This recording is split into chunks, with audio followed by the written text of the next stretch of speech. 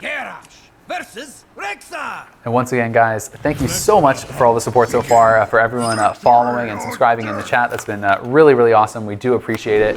And we are going to see the Hunter, it looks like, coming out here for Ek0p. So that does mean that he did play Druid in round 2. So that will be the Druid losing to the Warrior, unfortunately. And he's going to have to go for the all kill with this Hunter deck. He's going to have to beat the Warrior deck, the Druid deck, and the Warlock deck with just his Hunter. Right. So if there's a deck that can do it, certainly Hunter is one of them, though. Yeah. Again, one of the most dominant decks that's been in Hearthstone leading up to this point.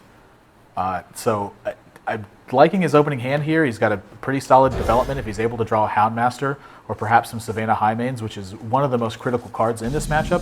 I think he's going to be able to put together a very good position to be able to win this match. Yeah. Should be pretty interesting. I mean, having the Armorsmith, the Acolyte, as well as the Shield Block early in your hand seems quite nice as well. Here for Trump, I mean, a lot of card draw there available for him. And Trump being known again for his careful style, saving that coin. Yeah. He likes to save cards as long as he can. Yeah. And I mean, the turn 2 cross list here, looking like some pretty good development. He can set himself up for the turn 3 Animal Companion. Now Trump here, gonna go with the Fiery War Axe, and why not? That's great value there. And that's in their value town. Who's not gonna go for that? So we do see the Animal Companion coming out now, and it is gonna be Misha. Which isn't a bad situation here because there is no Whirlwind, so there's no like Whirlwind plus Fiery War Axe. There's no Taskmaster plus Fiery War Axe or anything like that. So he is actually just going to go for the charge. Yeah, this turn's actually a show of KitKat's incredible deck building. He put Core Crown Elite in here literally as a good answer to Animal Companion because it's been so abundant. And without something like Animal Companion, he actually would have had to play this turn extremely inefficiently to make a difference. And Snake Trap coming into the hand here. Yeah.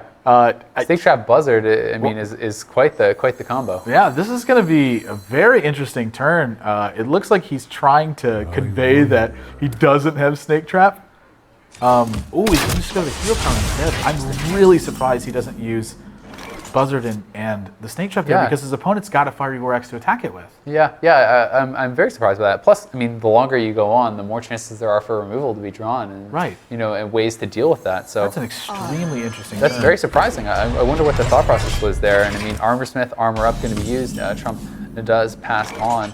We do see the Unleash drawn now as well. And is he going to decide to go for it now? Looking like he's just thinking about just going for the steady shot. And yeah, I guess if he doesn't do it last turn, I would be very surprised if he did this turn. And again, I'm really surprised by this play. I'm curious what justification for saving it is. Yeah, me too. I mean, do you think he's just trying to set up for some sort of huge combo later in the game? And maybe looking for, does he have Hyenas in his deck? He does. So maybe he's looking for that Hyena and trying to get the Hyena plus the Snake Trap, try to combo it like that. You know what I bet it is I bet he was looking to not just draw 3 cards in this Buzzard, but he wants to draw a lot more than 3 cards with it. So in this spot, you potentially are seeing a lot of card draws happen because he's able to use this Ironbeak Owl as well. Where Ironbeak Owl's sort of dead in his hand otherwise, he's actually turning it into a card. And he's done it at a relatively low sacrifice because the only thing he's foregone is the ability to develop a Savannah Highmane on 6. So actually, in hindsight, I really like this play. Now, as far as using the Owl on the Armorsmith, I mean, are you more worried about the Armorsmith than you are the Acolyte? We talked about card draw last time. Do you think that is the correct move there? Using it on the Armorsmith as opposed to saving for something later? Do you have to worry about that at all? I think at this point he's concerned with Cleave. Well, Cleave's a huge turn here, but touching again on your point with the Owl, I think he's more concerned with going card for card with his opponent and allowing the card draw from Starving Buzzard to make such an impact. Unfortunately, he's been very disrupted this turn. And actually, the Owl kind of coming back to bite him, but it's still in hindsight. I like his play a lot. Snake Trap had a potential to draw a few more cards with that Buzzard, which is what he was really going for. Again, because Highmane is such an important component against this deck. Yeah, and I mean, going for the tracking on turn 7 there would have been nice if he could have pulled out a Highmane. That's the card he's looking for. Yeah, but he's going to get the Leoric. He does have the Timberwolf as well as the Stone Tusk Boar. So I mean, I believe he still has the Unleash in his Hound, and with that plus the Timberwolf, you can get some pretty fearsome hounds. But at this point, his hand is set up to where the Snake Trap as well. I mean, it's going to get pretty scary. Right. If he doesn't end up drawing a Savannah Highmane here, he's going to be looking to set up a huge turn with Unleash the Hounds and Timberwolf and try to overrun his opponent and put him in a position where he doesn't really have any strong options in sort of how to climb out of the game. This Shield Slam, though, an extremely critical draw for countering that plan of being able to have a Highmane. Yeah, for sure. And I mean, the Shield Slam, looks like he's just going to with the Shield Slam Fiery War Axe. And that is going to trigger the Snake Trap. So that's sort of an important thing to think about. When that trap wasn't a freezing trap or an explosive trap when he attacked his opponent's face, what is Trump thinking that this trap was coming into this turn? Was he thinking that it was Snake Trap? I mean, I'm guessing he knew it was a Snake Trap, but he just figured he had to deal with it at some point. He did just get the +1 damage buff off the board, so maybe he's just feeling like there's no better time. I mean, at some point you're gonna have to deal with it, right? I'm curious what you think it is where I'm coming from. I'm like, yeah. Wait a minute, this isn't a freezing trap and it isn't an explosive trap and it isn't a misdirection. Like, what could this be? Yeah. It's gotta be like Snipe or Snake Trap. Yeah, I mean, I've seen Snipe get to play, by the way, as like a counter to Gadget's Auctioneer. Okay. You play it in the turn they want to conceal it and you pull it out. Oh wow, so he's gonna go with the Unleash and the Timberwolf. Can get the Stone Thrust Boar out there as well. This is gonna be a pretty huge turn, man. That's a lot of damage on the board. I like this play a lot because he's fallen into a position where it's pretty unlikely that he's able to recover this if he doesn't start going for a lot of damage. So I wouldn't be surprised if he put every single minion into his opponent's face here.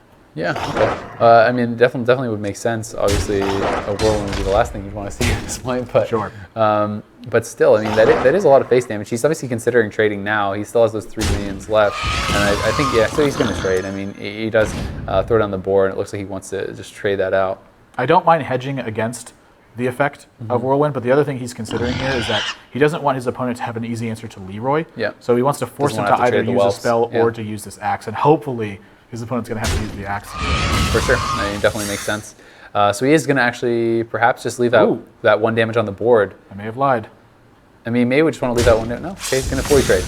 Okay, so a nice turn there for Ek0p. He's obviously pretty low on cards though, which is kind of the scary part here. And Whirlwind is top decked, and that Whirlwind, man, we were talking about it. Big draw when you have an Acolyte of Pain in your he's hand double as well. Acolyte if he wants. Right. I mean, he could get a lot of card draw here. I mean, do you think he's thinking about the double Acolyte? I mean, I think he's thinking about it, but I think he wants to deal with this Leroy Jenkins without taking 6 more damage. What about I mean, do you think it's worth using the Execute then, just for that 1 extra damage to avoid taking that extra damage to your face? I mean, you know, your opponent is low on cards. Right. So do you think it's okay to take that 6 damage in this situation, or should you still Whirlwind execute that Leroy and just say, I need to get it out of there? I think it's okay to do it because you're going to be developing both Acolytes of Pain, so you're going to be getting 2 extra cards off of it. Okay. So sacrificing an Execute, which is an extremely efficient spell, versus this position, I don't think is that bad, but... Even with the potential of Savannah Highmanes coming up later? Right, but that's what he's thinking about right now, is how he potentially deals with Savannah Highmanes. And I think that his solution to it is going to be to draw more cards and find an answer from there, which... Oh, wow. Another Whirlwind. Speak of more answers and more cards. The next Whirlwind, man, the RNG gods. The mayor of Value Town has been granted the ultimate value. Yeah, man. He top decks the Whirlwind, and then the Whirlwind gives him the Acolyte. He gets 4 card draw off that. Gets the double Whirlwind. Doesn't have to take any damage. Trump has got to be smiling at this point, man. He's got an enormous lead over this game. Insane, yeah. He's got Alex Straza next turn. I'm very surprised he attacks with his axe, considering he has Before Alex Straza next turn. Yeah. Maybe he wants to go with Rag or something then. It sort of indicates to me that he would want to go with Ragnaros. Yeah. It looks like Ek0p, that's just going to do it. Wow. I can't blame him. Your opponent just drew 4 cards and the entire board after you went all in. Yeah. So, again, I think Ek0p played that turn really